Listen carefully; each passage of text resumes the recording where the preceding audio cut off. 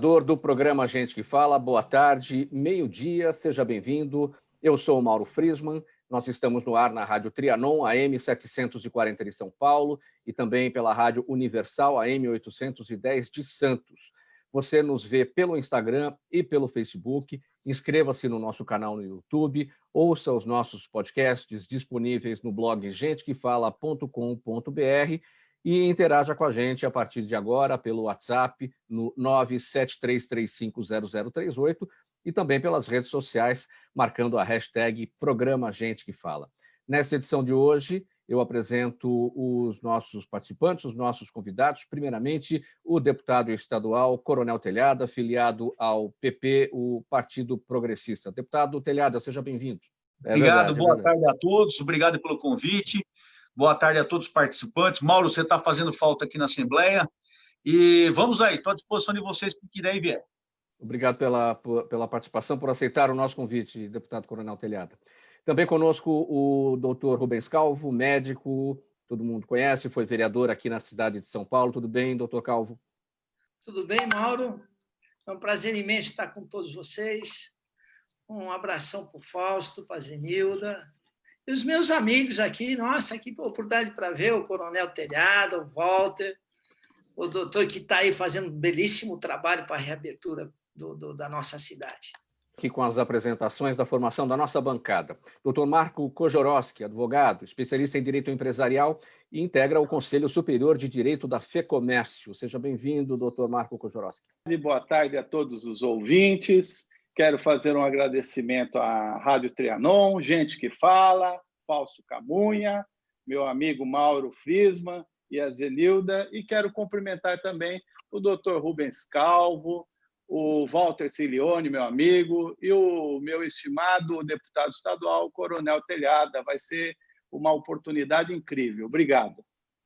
E fechando a nossa bancada aqui para os debates, para as discussões e para as nossas análises, o Walter Ciglione, jornalista, vice-presidente da Câmara de Indústria, Comércio e Turismo Brasil-México, porta-voz nacional da Cruz Vermelha, Walter Ciglione, que foi candidato ao governo de São Paulo em 2014, é isso, Walter? 2014, né? Seja bem-vindo. Então, dá boa tarde a você, Mauro, a Zenilde, aqui o meu Fausto, querido professor Fausto Camunha, meu amigo Rubens Calvo, que esteve na vereança da cidade de São Paulo, Marco Kojorowski, que é o vice-presidente da OAB Tatuapé, e meu respeito ao meu comandante, Coronel Telhada. Né? Um abraço. Vamos ao nosso primeiro tema. O ministro do Supremo Tribunal Federal, o Alexandre de Moraes, determinou que o Ministério da Saúde retome a divulgação dos dados acumulados do coronavírus. Na semana passada, o governo mudou a forma de apresentar os dados após uma sucessão de recordes de mortes pela doença. Em resposta a essa restrição, um grupo de comunicação formado pelo Estadão, pela Folha de São Paulo, UOL e Globo se uniu para buscar as informações diretamente nas secretarias estaduais de saúde, que é a mesma fonte do governo. E ontem, o Ministério da Saúde anunciou 679 mortes em 24 horas. Para a imprensa, foram 849, ou seja, 170 mortes a mais. Deputado Coronel Telhada, como é que o senhor tem acompanhado esse episódio? De acordo com a apuração do Jornal Estado de São Paulo, tudo isso representa uma tentativa de demonstrar, uma tentativa do Palácio do Planalto de demonstrar que não há uma escalada da doença fora de controle e, ao mesmo tempo, apontar que existe um exagero da imprensa. Eu gostaria de ouvir a sua avaliação, deputado. Bom, Mauro, antes de falar, eu queria também cumprimentar o meu amigo Rubens Calvo, fomos vereador junto lá, o Walter Ciglione, também quero cumprimentar o doutor Marco e o Fausto Camunha. Eu conheço muito a Silvia Camunha, que é sobrinha do nosso grande amigo Fausto Camunha, cumprimentando a todos.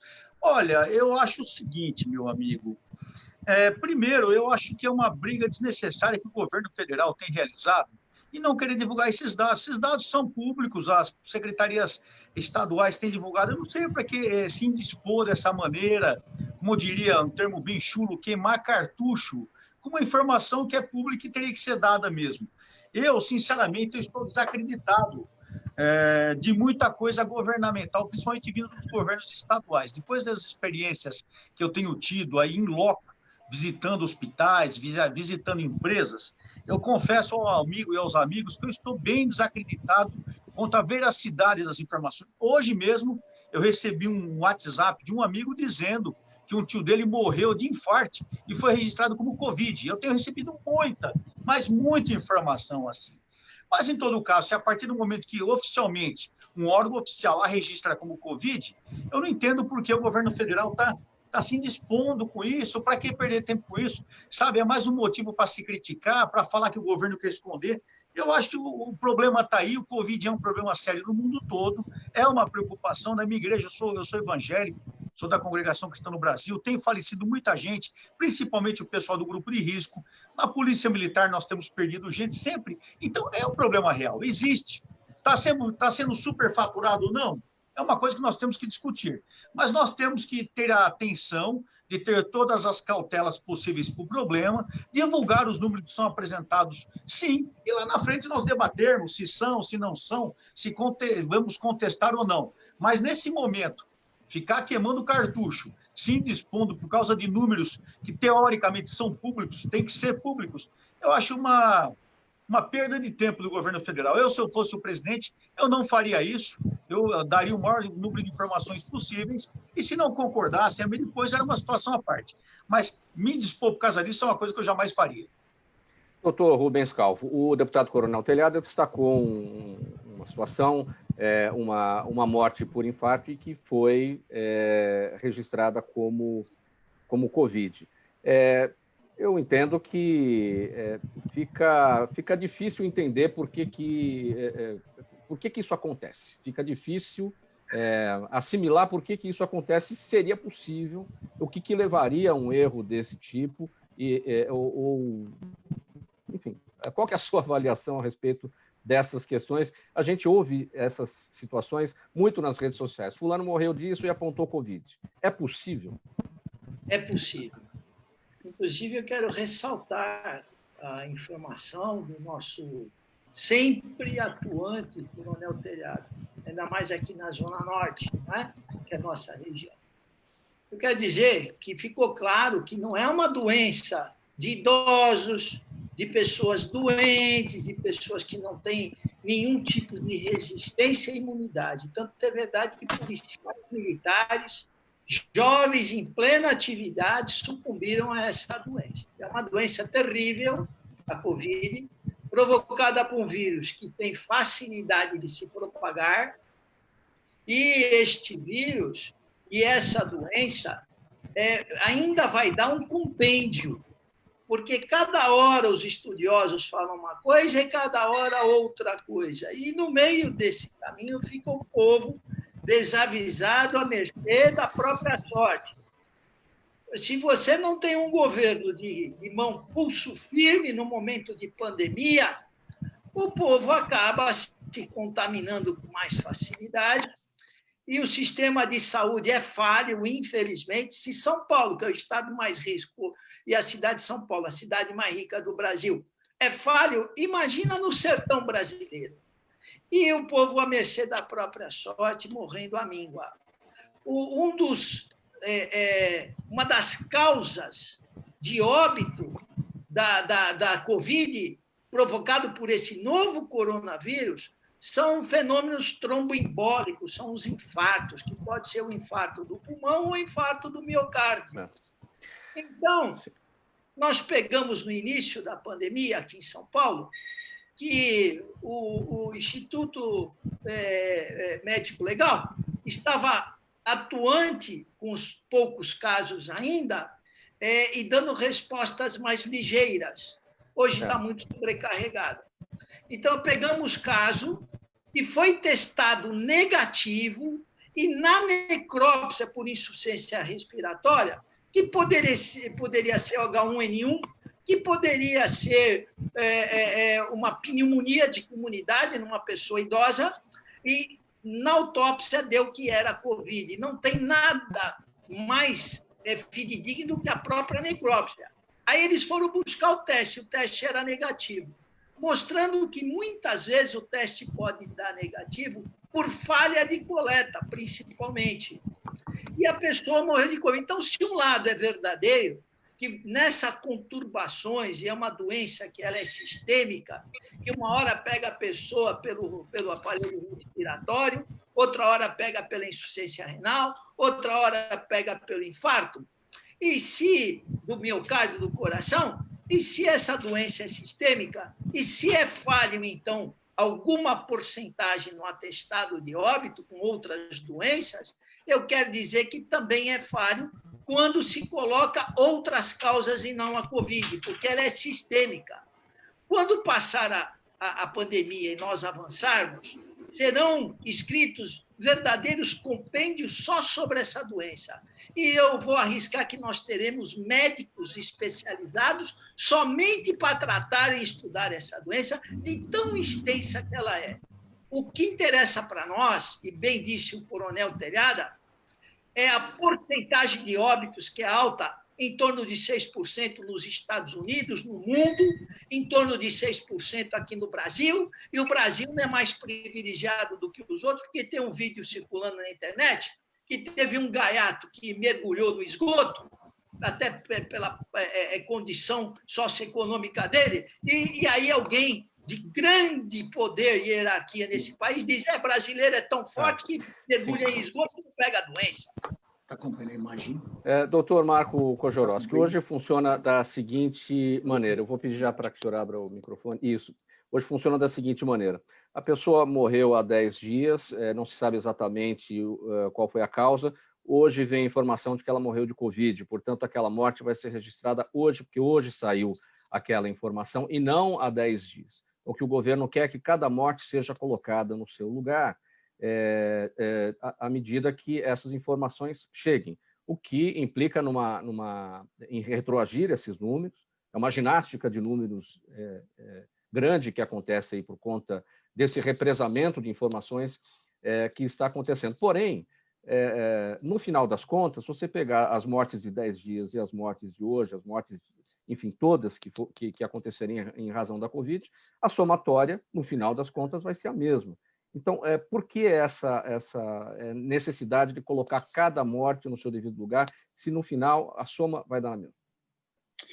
Veja, Mauro, a informação, ela retardada, hoje, mudar o processo é complicadíssimo.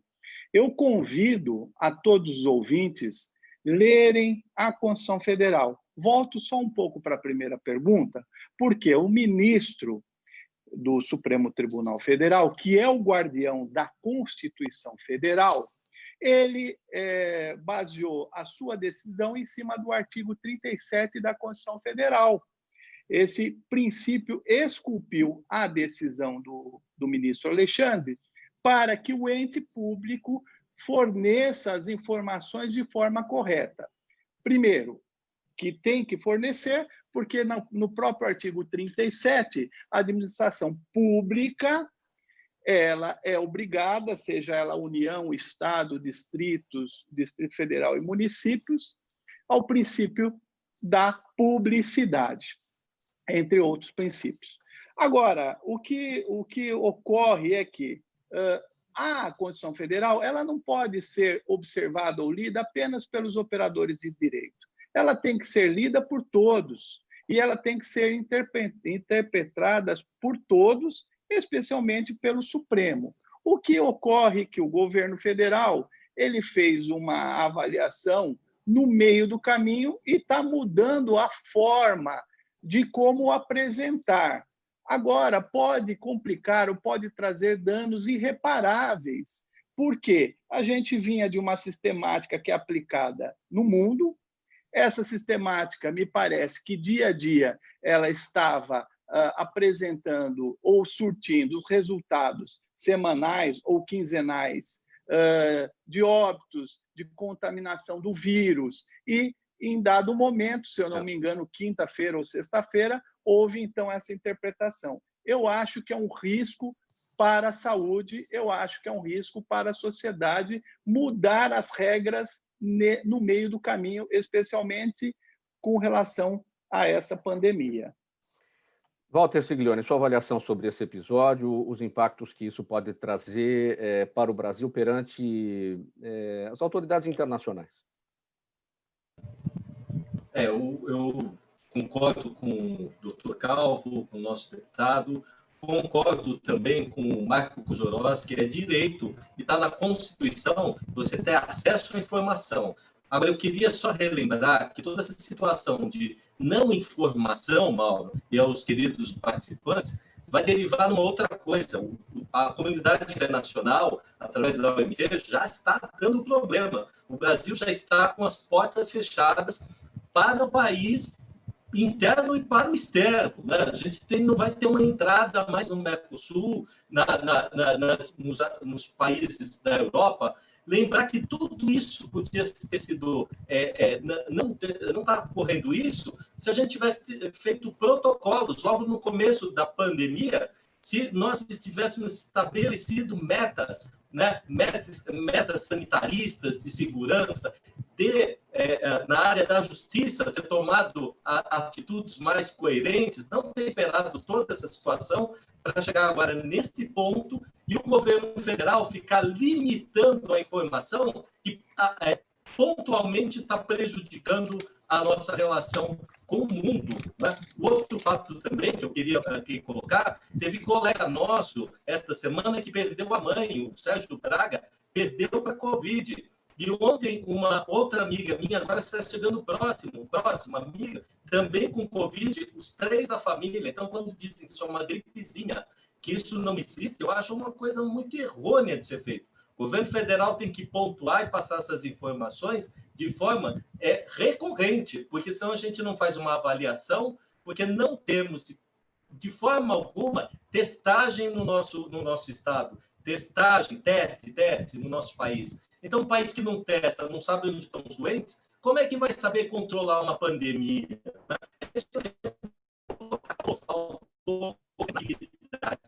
Walter, um problema na sua comunicação aqui com a gente. Eu vou seguir aqui para o próximo tema e a gente já retoma aí com você. Pessoal, o deputado estadual Coronel Telhada, que está aqui com a gente nesse bate-papo, acompanhado de outros 4 deputados, realizou na quinta-feira da semana passada uma transmissão ao vivo durante uma visita ao hospital de campanha do ANB. O objetivo, de acordo com os parlamentares, era fiscalizar a unidade que recebe pacientes de baixa e média complexidade infectados pelo coronavírus. Acusada de mau uso do dinheiro público, a prefeitura informou que o hospital já atendeu 2.300 pessoas e que, no momento, abrigava 407 pacientes. Deputado Coronel Telhada, o que é que o levou ao hospital de campanha lá do ANB, juntamente com os demais parlamentares da Assembleia Legislativa naquela quinta-feira? Ô, Mauro, em primeiro lugar, você já foi benévolo aí, o que você leu aí, que a prefeitura anunciou que o hospital atendeu 2.300 pessoas, só se eles recuaram, porque no final de semana eles tinham falado que tinham atendido 4.500. Cada hora eles dão um número, por aí você vê que tem alguma coisa errada. No dia lá, nos passaram o número de 2.100 pessoas. Aqui fala que no momento da nossa, não sei se é no momento de hoje ou no momento da nossa visita, tinha 407 pacientes, também dobrou, porque quando nós fomos lá tinha 220.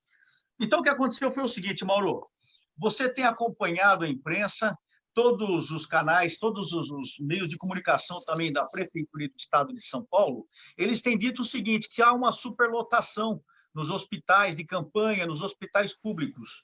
Isso causou até uma notícia de que seriam transferidos presos pacientes para o interior. A polícia só pensa em presos, né? Transferir pacientes para o interior. Uma outra coisa que também foi anunciado desde o começo da pandemia é que a Prefeitura de São Paulo havia disponibilizado 2.000 vagas, 200 no Pacaembu e 1.800 no ANB, ok? Esses números aí você vê, se você abrir o YouTube, aí, se você abrir o Google, você vai ver um monte de matéria falando disso. Pois bem, o interessante é que, com todo esse número, mesmo assim, o governo anunciava que havia uma superlotação e o governo estadual abriu um chamamento para que fossem alugados, fossem contratados leitos particulares. Todo mundo ouviu isso, leitos de UTI. Para você ter uma ideia, foi aberto um chamamento de 594 milhões, 4.500 leitos. Desses 4.500 leitos, são 1.500 de UTI e 3.000 leitos clínicos. Você sabe o que é um leito clínico? Eu não sei o que era um leito clínico. Eu entrei em contato com o médico lá do CREMESP para que ele me avisasse, do Conselho Regional de Medicina aqui em São Paulo. E ele falou que leito clínico é aquele leito onde o paciente não precisa estar na UTI, mas não pode ficar em casa também. Justamente o leito do hospital de campanha, um leito público. Pois bem, tendo essa informação, está faltando leito, nós já havíamos passado, Mauro, antes, em 4 hospitais. 2 de campanha e hospital de campanha do AMB, hospital de campanha de Ibiúna, perdão, o hospital de campanha do Ibirapuera, hospital de campanha de Ibiúna, hospital Vila Nova Cachoeirinha e hospital Geral de Guarulhos. O único hospital que realmente estava lotado era o Hospital Geral de Guarulhos. Os demais hospitais, Mauro, não tinha nem 50% da ocupação. Essa informação de que está tudo lotado, vamos gastar 600 milhões praticamente, 594 milhões, dinheiro público, dinheiro nosso. Poxa, tem alguma coisa que não está batendo. Aí nós fomos até o hospital público hospital de campanha do AMB. Chegou lá, meu amigo, esses outros hospitais, esses 4 que nós fomos antes, sempre fomos bem atendidos, acompanhamos, nos paramentamos, entramos até na UTI de hospitais. Mas chega no AMB, não nos deixaram entrar. Eu falei com o secretário municipal de saúde, ele não queria que nós entrássemos, queria remarcar a visita. Eu falei, não, nós queremos visitar agora. Ficamos tomando uma canseira de 40, 50 minutos. No final veio o pessoal atender a gente, o pessoal da empresa que administra o hospital. A empresa IABAS, a mesma empresa que no Rio de Janeiro teve problema e está, inclusive, fomentando um pedido de impeachment para o vereador, o governador Witzel. Essas pessoas chegaram, autorizaram nossa entrada, nós adentramos ao local, eles queriam levar a gente numa visita monitorada, nós falamos, não, nós queremos ver o hospital da maneira que nós queremos, nós viemos aqui ver a realidade do hospital, não viemos fazer turismo. Fomos até um determinado local, nos paramentamos, apesar que não havia nem necessidade de se paramentar. Por quê? No primeiro lugar que nós entramos, Mauro, estava simplesmente abandonado. Tem as imagens na minha rede social. Não, as poucas camas que haviam no local, não tinha colchão, as geladeiras estavam empacotadas, enfim, não tinha nada. Os funcionários ficaram apavorados, tentaram nos tirar do local. E depois, nós acabamos adentrando ao local onde realmente tinha paciente do Covid. Já estávamos paramentados, as imagens estão aí para mostrar. Conclusão, naquele local onde estavam os pacientes do Covid, também não estava lotado, tinha muito lugar. É só olhar na rede social. Muita gente. No dia, eles nos falaram que havia 220 pacientes internados. No dia seguinte, a prefeitura falou em 400, depois 600 e depois 800. De repente, nem quadruplicou o número, de um dia para a noite. E aquela informação de que nós não tínhamos leitos disponíveis, de repente, a prefeitura, na sua nota de imprensa, logo após a nossa visita, falou que nós tínhamos empurrado o funcionário, que nós tínhamos invadido o local, que nós tínhamos agredido funcionários, destratado pacientes, enfim, nós nos tornamos o monstro da situação, um monte de mentira. E também falava o seguinte, que aquela área abandonada, aquela área que estava uma área enorme, era simplesmente uma reserva técnica. Mas até agora ninguém havia falado em reserva técnica. Não havia falado em 1.800 leitos? Não, há um engano nisso, foram contratados só 556 leitos. Ué, de repente, de 1.800 vagas, passaram só para 556 vagas. 18 milhões por mês, meu amigo. 18 milhões por mês. E as outras 1.500 vagas seriam reserva caso fosse necessário, eles montariam o hospital. Veja bem, nós temos 1.500 vagas disponíveis, eles já estão querendo contratar 3.000 de leitos de hospitais particulares.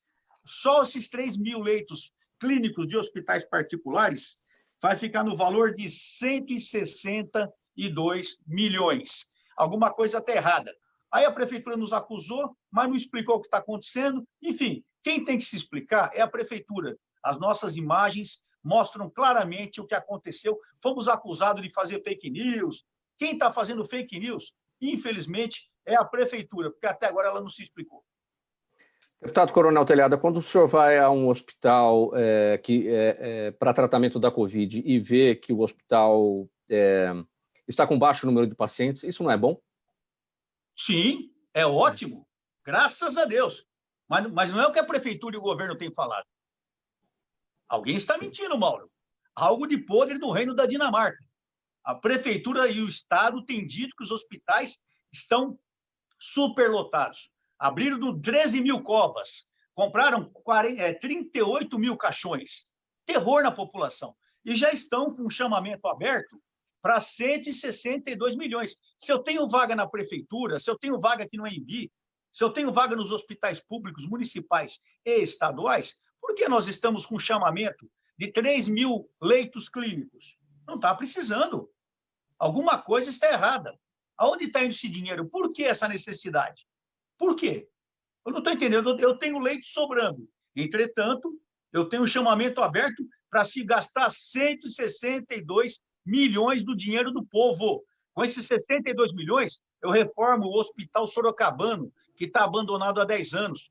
Eu reformo o hospital lá, o Matarazzo, lá na Zona Leste. Eu reformo os hospitais na Zona Sul. Reformo quantos hospitais com 162 milhões? Me diga. Sim, deputado Coronel Telhado, o senhor faz parte, dentro da Assembleia Legislativa, do grupo, do PDO, é o Grupo de Parlamentares em Defesa do Orçamento, não é isso? Exato.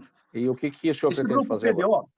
Esse grupo PDO nós criamos aqui porque nós vimos, logo que assinamos aquele decreto criando o estado de calamidade, que eu me arrependo profundamente de ter votado, nós demos um cheque em branco para o governador. E logo em seguida, a própria imprensa começa a noticiar uma série de coisas estranhas. O Ministério Público tomando providência, compra 550 milhões de respiradores comprados na China, mais 65 milhões de máscaras compradas na China. Aí nós nos juntamos e resolvemos montar um grupo chamado PDO. É um grupo independente aqui na Assembleia, parlamentares em defesa do orçamento. Aliás, essa é a função do deputado, essa é a função do legislativo, fiscalizar. Então, esse grupo é o Sargento Neri, o Márcio Nakashima, Adriana Borgo, Letícia Aguiar, Tenente Coimbra, Coronel Nishikawa, deputado Ed Thomas, o deputado Conte Lopes. Nós somos em 9 deputados, acho que eu falei os 9. Nós somos em 9 deputados e já estamos passando para 12, que mais 3 deputados estão se filiando ao grupo. E nós vamos investigar, porque, Mauro, além desse dinheiro gasto absurdamente nos hospitais de campanha, se Deus quiser, logo acabando a pandemia, esses hospitais serão desmontados, não vai ficar nada para o povo. E por que nós não aplicamos primeiro nos hospitais públicos?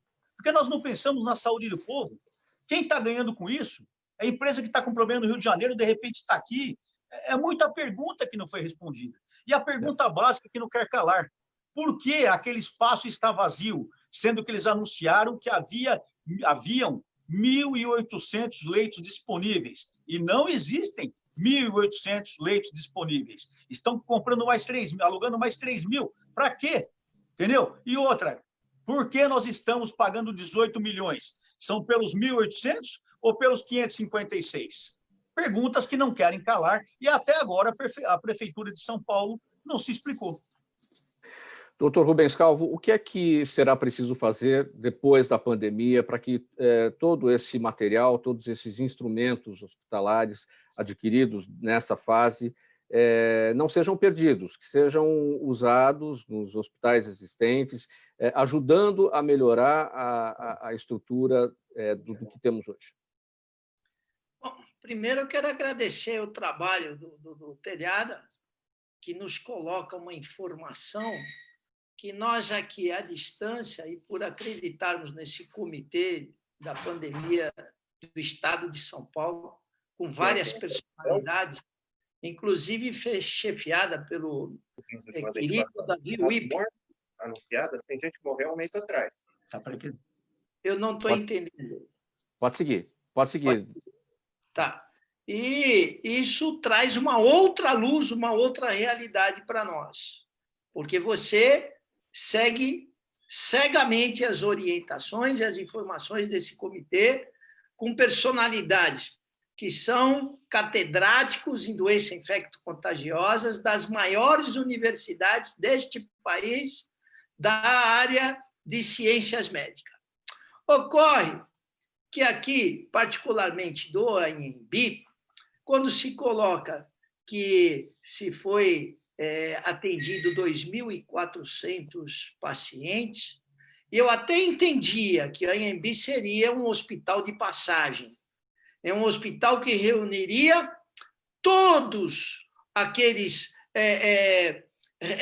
as reservas de isolamento nos hospitais de ampla atendimento ou de ampla especialidades, que são chamados hospitais gerais, porque os acidentes continuam acontecendo.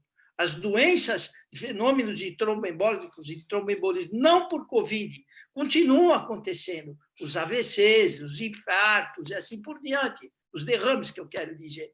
E as úlceras perfuradas, as cólicas de vesícula e assim por diante. Ocorre que nós vamos sair dessa pandemia com um grande aprendizado, que é a importância de um sistema de saúde organizado, forte, bem equipado, que nós não tínhamos sequer respiradores, não só para a pandemia, mas insuficientes no número de habitantes de leitos de UTI.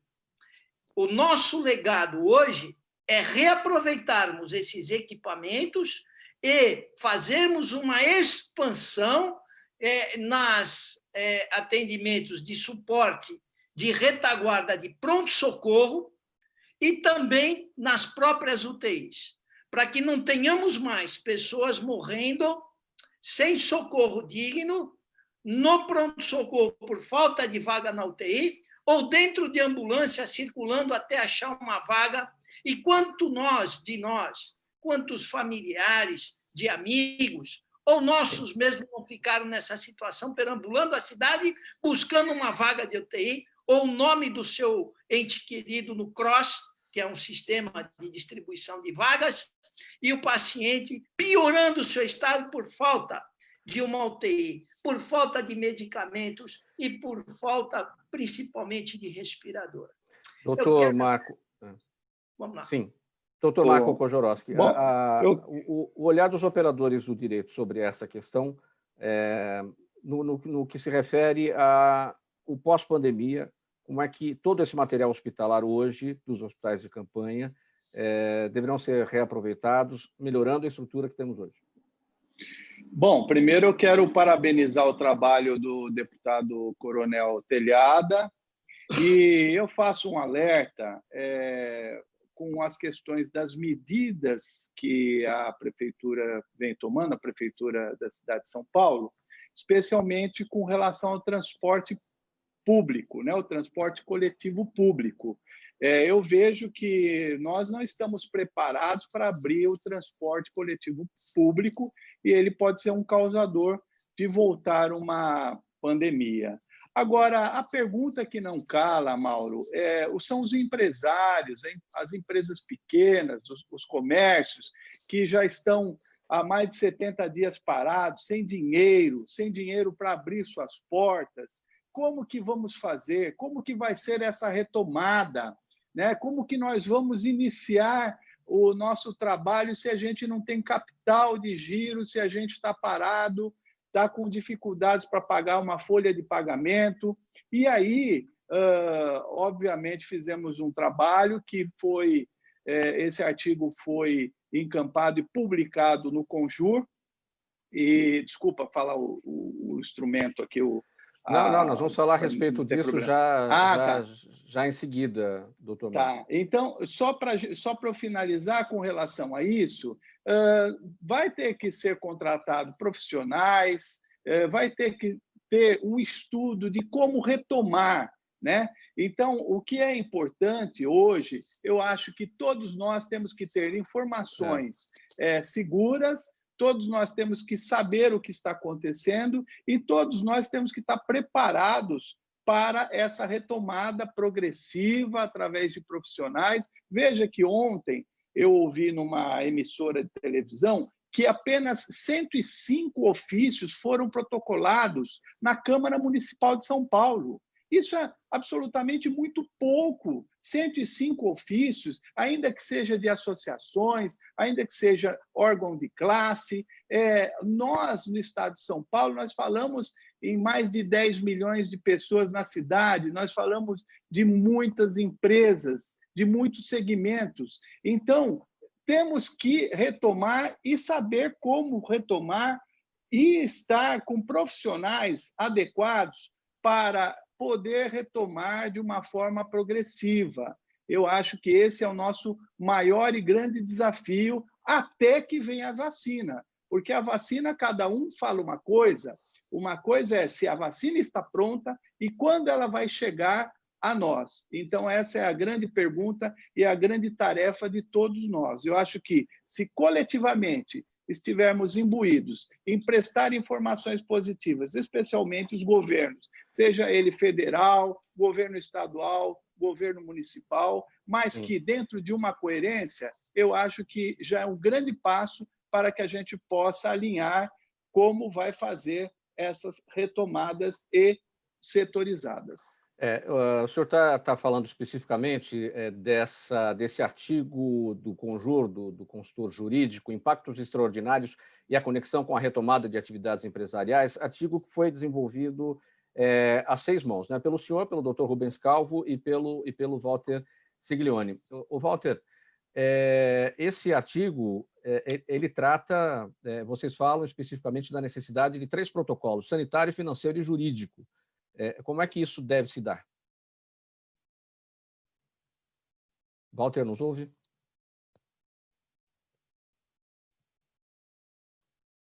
Walter não está presente. Vamos lá. Doutor Calvo, o senhor dá sequência? Walter, seu microfone está fechado. Walter, seu microfone está fechado. Agora vai. Está me escutando? Vamos lá. Alô? Doutor Rubens Calvo, o senhor dá sequência? Algum problema ali com Não, eu estou escutando ele. Agora abriu. Fala, Walter. Fala, Walter. Abriu. Obrigado, Calvo. Eu quero lembrar que eu tenho grandes professores, né? Que nem o nosso Coronel Telhado, agradeço, viu? Essa questão do olho clínico no orçamento do Estado e também é um indicativo à prefeitura, porque em tempo de pandemia os orçamentos foram emergenciais, né? Lembrando que o nosso AMB já teve um approach em emenda de 1,2 milhões para o teto que estava caindo, né? Então, são coisas que a gente precisa repensar.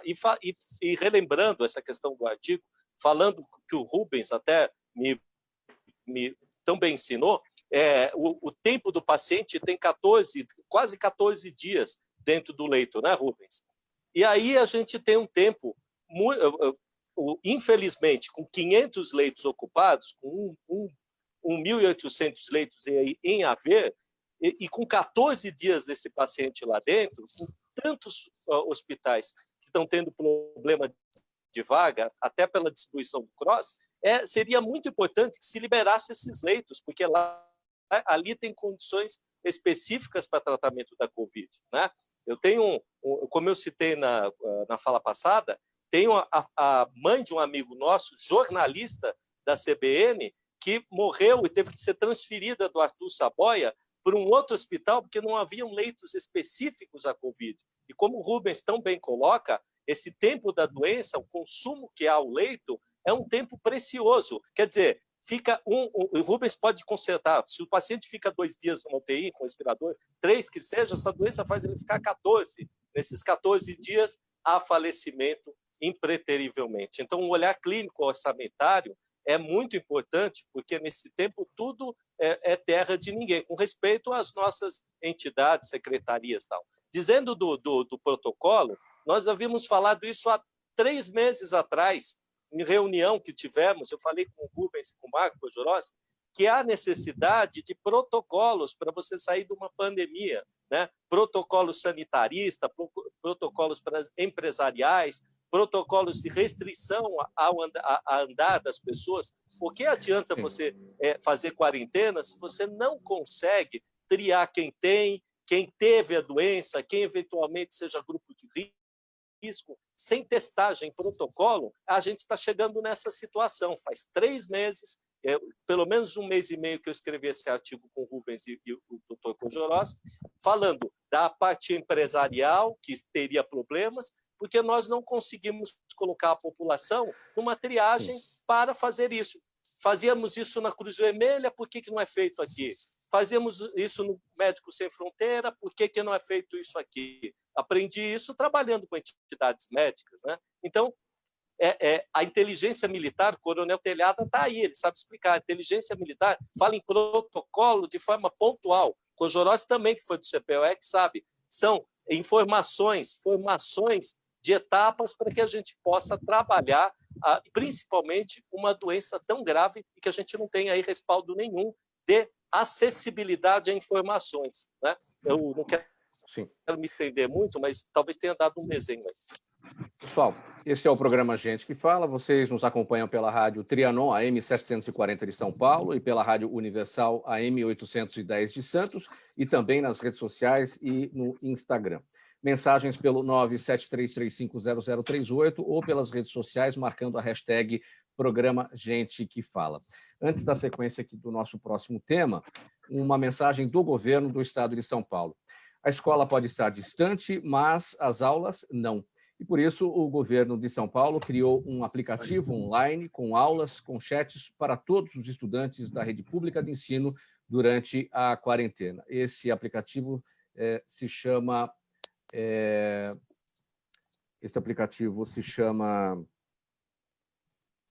Centro de Mídias, e o acesso à internet é gratuito e você pode assistir às aulas ao vivo nos canais digitais da TV Cultura. Portanto, baixe o Centro de Mídias na sua loja de aplicativos aí no seu smartphone e estude. Mensagem da Secretaria da Educação e também do governo do estado de São Paulo. Dando sequência aqui com mais um tema para as nossas análises, os nossos debates no programa Gente que Fala.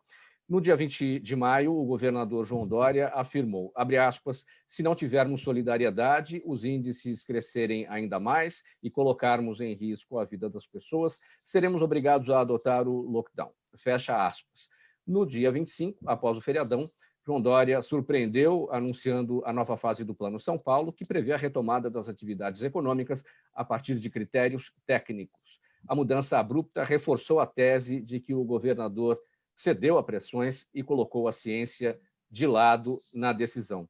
Deputado Coronel Telhada, por que, desde o começo, essa dificuldade da construção de consensos? De um lado, aqueles que são contra o isolamento social, do outro, aqueles que querem o comércio aberto para a preservação da economia. Aí, quando fala-se em abertura de comércio para se iniciar a retomada, é porque cedeu a pressões. Onde é que está o problema dessa falta de consenso que não se constrói desde o início, nesse caso da pandemia? Olha, o Walter falou agora há pouco esse negócio de planejamento. Então, acho que faltou realmente um pouco de planejamento no governo. Eu acho que está faltando transparência nas ações do governo. Nós tentamos entrar nos sites aí do governo, tanto da prefeitura como do governo estadual, para levantar alguns dados sobre gastos na pandemia, sobre contratos. Nós não conseguimos, é muito difícil acessar os dados. Quando ele fala aqui que o pessoal com essa dúvida se deve ou não ficar no isolamento, se deve retornar à normalidade, até na medicina existe esse duplo entendimento. A pandemia é uma coisa nova, ninguém esperava isso. Então, na realidade, não há uma definição sobre o que se deve fazer. Essa dualidade realmente. Eu acho que o governo tem que agir com prudência, como houve na primeira parte, o isolamento. Já vamos para quase 90 dias de isolamento, mas nós temos que pegar o exemplo de outros estados também. Minas Gerais, por exemplo, já voltou à normalidade no sentido comercial. Estão se mantendo distâncias, estão se evitando aglomerações, estão se usando máscaras, o que deve ser feito.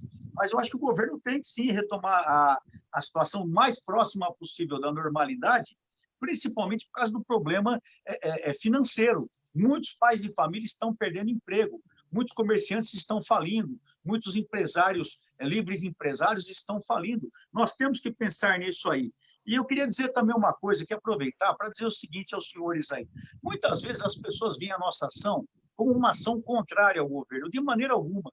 O grupo PDO é um grupo apartidário. Para você ter uma ideia, dos nove parlamentares que estão no grupo, nós somos 6 partidos.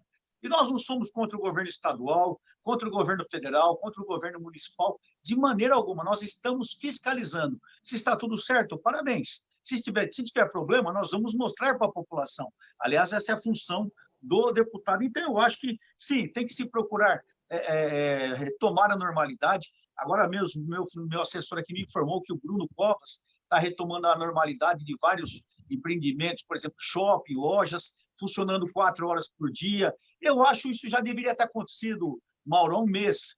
Isso já deveria ter acontecido há um mês. Nós precisamos retomar. Tem médicos que falam, enquanto que a maior parte da população não for infectada, nós não voltamos à normalidade, porque não vai criar anticorpos. Então, existem vários pontos de vista, várias opiniões. Então, vamos manter, evitar aglomeração, uso de máscara, higiene pessoal, e vamos voltar à normalidade, porque a vida continua e nós precisamos sustentar as famílias, nós precisamos sustentar o nosso país.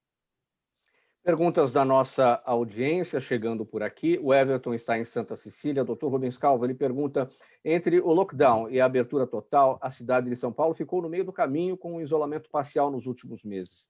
Foi a melhor opção? Pergunta aqui o Everton de Santa Cecília. Na esteira daqui do nosso assunto, que a gente abriu agora. Deveria ter funcionado melhor. O que houve foi pouca adesão.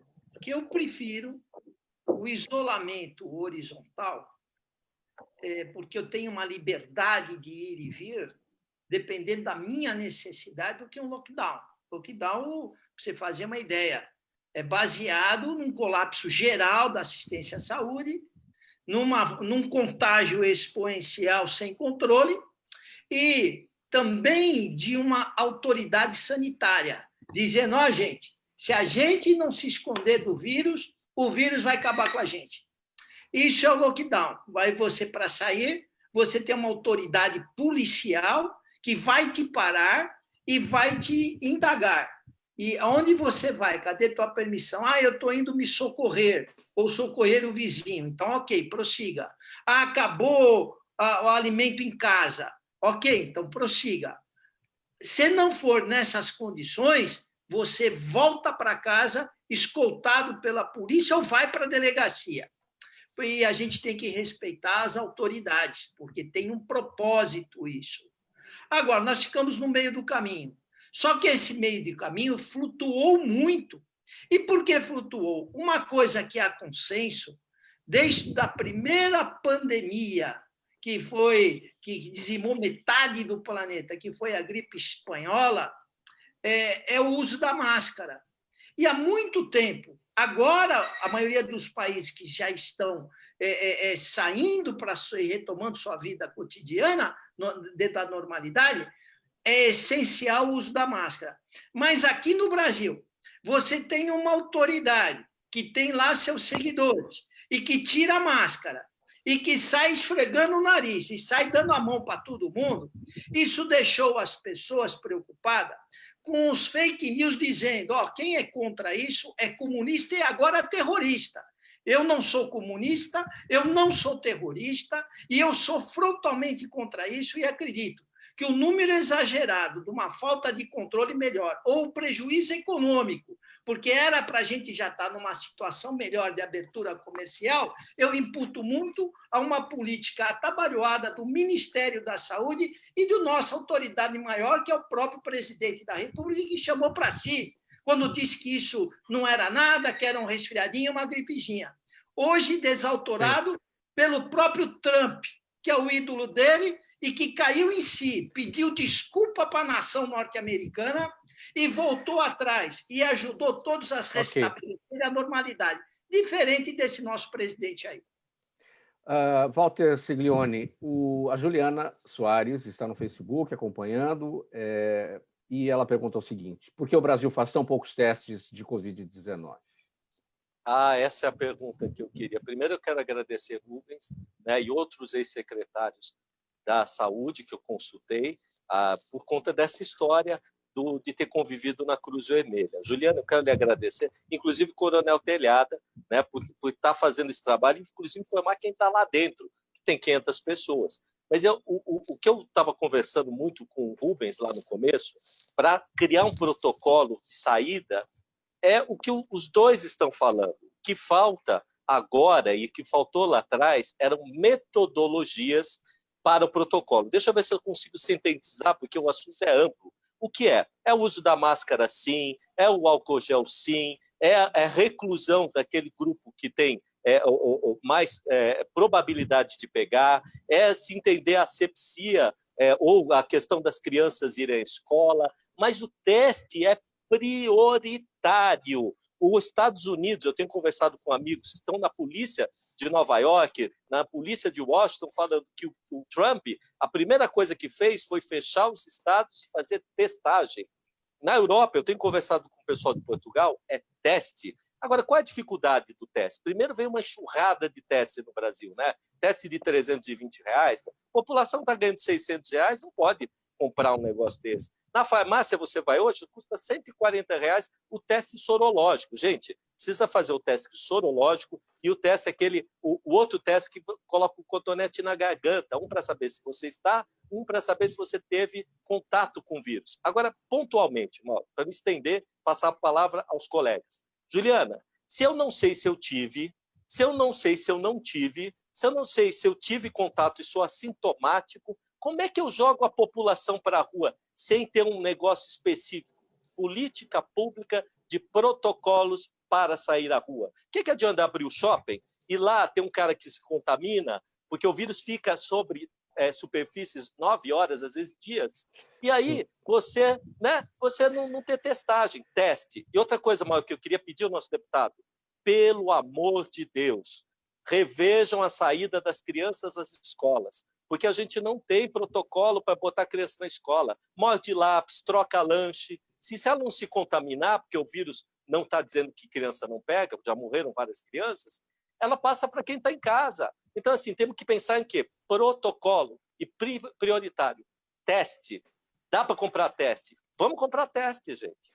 Deputado Coronel Telhada, Marta, em Diadema, pergunta, não tem a ver com o nosso assunto aqui, mas vamos lá. Ela pergunta para o senhor, como é que o senhor se tornou testemunha no processo sobre a herança do apresentador Gugu Liberato?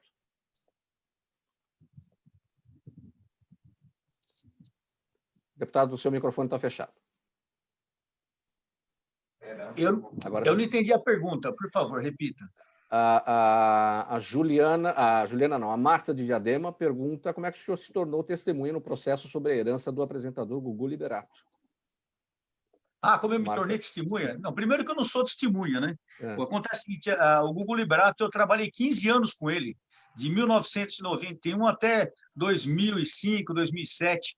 Então, ali eu fiz a segurança dele 15 anos, quando eu era policial militar. Infelizmente, no Brasil, o policial militar ganha muito mal, ele é obrigado a trabalhar nas suas horas de folga, e onde eu acabei tendo esse envolvimento com a família do Gugu Liberato, a quem tenho grande consideração. Infelizmente, o último serviço que eu prestei foi aqui, junto ao funeral dele, aqui na Assembleia Legislativa, onde estou nesse momento no meu gabinete. Então, esse é o envolvimento. É uma pessoa, era um amigo muito querido, que me ajudou muito e ajudou muita gente na vida. Infelizmente, no final, agora, muita gente falando besteira, isso me deixa muito magoado, mas a realidade é essa. Foi uma grande pessoa. Deputado Coronel Telhada, o Tribunal Superior Eleitoral está recomendando o adiamento das eleições agora de outubro, as eleições municipais, para novembro ou dezembro. Não é um assunto que envolve diretamente os deputados estaduais, porque as eleições são municipais, mas certamente muitos dos deputados estaduais da Assembleia Legislativa são candidatos a diversas prefeituras no interior do Estado. Como é que o senhor observa esse entendimento ou essa recomendação do tribunal para o adiamento? Uns até falam em adiamento para o ano que vem, o que colocaria também em risco, segundo os analistas, colocaria em risco a democracia. A sua observação, deputado. Mauro, eu acho o seguinte, eu acho que o cara que é candidato a prefeito, vice-prefeito e vereador esse ano, ele já tem que estar vindo prestando um serviço há muito tempo. Acabou essa situação do cara ser candidato e 3 meses antes de começar a fazer campanha. Eu acho que as pessoas que estão dispostas a concorrer já têm uma base montada, já têm um contato. Eu não vejo muito por que adiar. Eu acho que poderia ser em outubro, sim. Os trabalhos começam, teoricamente, se a eleição é em outubro, a campanha começaria mais ou menos dia 15 de agosto. Então, há tempo hábil, são 45 dias agora, né? Há tempo hábil, e eu não adiaria, não. Eu iria em frente e manteria o que está proposto já há tantos anos. Sim, doutor Marco, compartilha da opinião do deputado Coronel Telhada? Bom, eu só quero fazer menção à pergunta que foi feita da questão do Dória.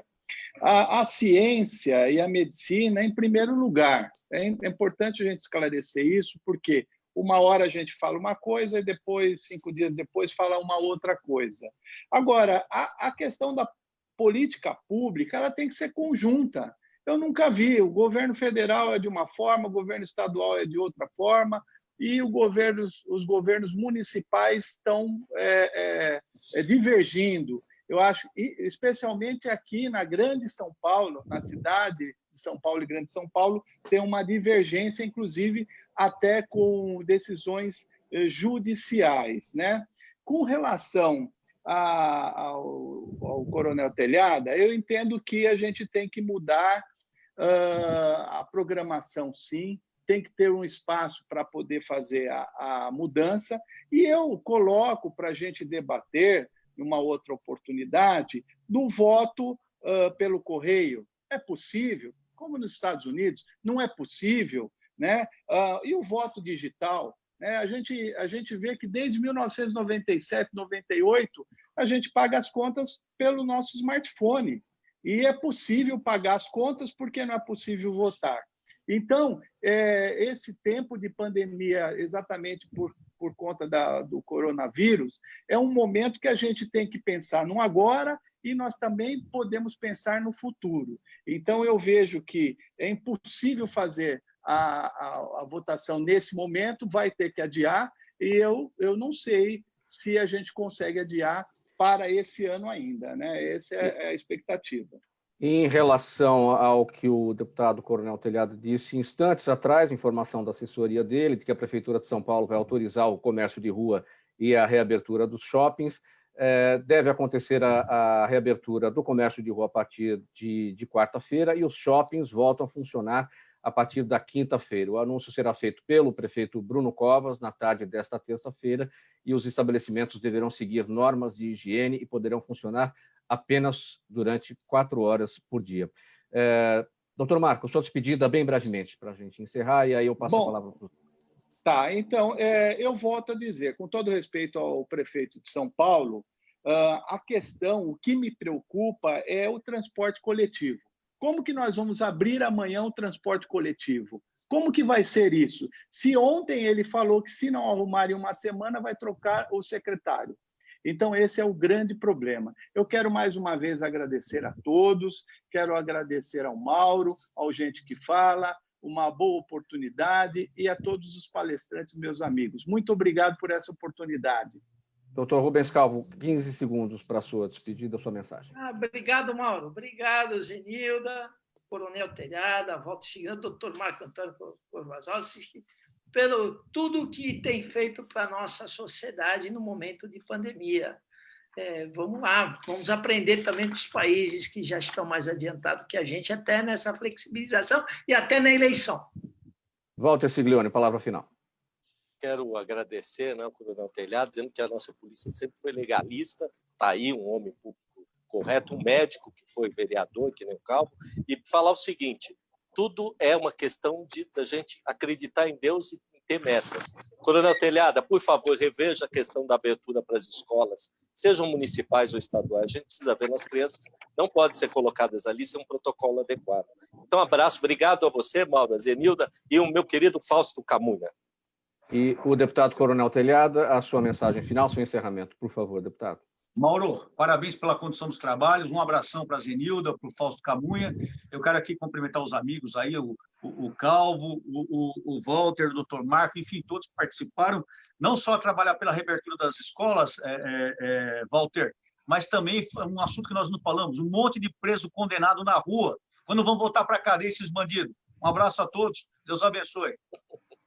Termina aqui essa edição do programa Gente que Fala. O agradecimento em nome de toda a equipe, o deputado estadual Coronel Telhada, do PP, o médico Dr. Rubens Calvo, foi vereador aqui em São Paulo, o advogado Dr. Marco Kojorowski e também o jornalista Walter Siglione.